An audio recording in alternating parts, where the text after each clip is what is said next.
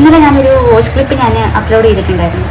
അപ്പോൾ ഇൻസ്റ്റാഗ്രാമിൽ long videos upload ചെയ്യാനായിട്ടുള്ളൊരു പ്രശ്നമുള്ളത് കൊണ്ടും ലോങ് വീഡിയോസ് ഇട്ടാൽ ആർക്കും കണ്ടിരിക്കാൻ ക്ഷമയില്ലാത്തത് കൊണ്ടും ടൈമിങ് അത്രയും ഇല്ലാത്തത് കൊണ്ടുമാണ് ഞാനിപ്പം ഷോർട്ട് വീഡിയോസ് ആയിട്ട് ഇടുന്നത്.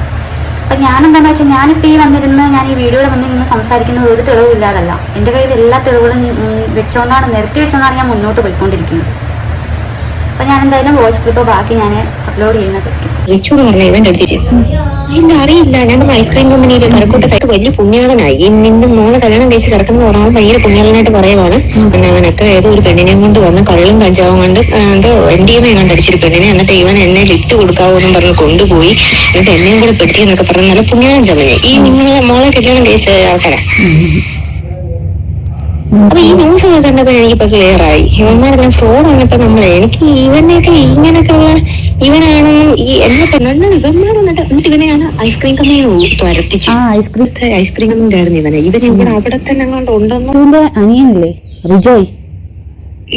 മോളെ അവന്റെ ഇവന്റെ സ്വന്തം ഒരമ്മ പറ്റ.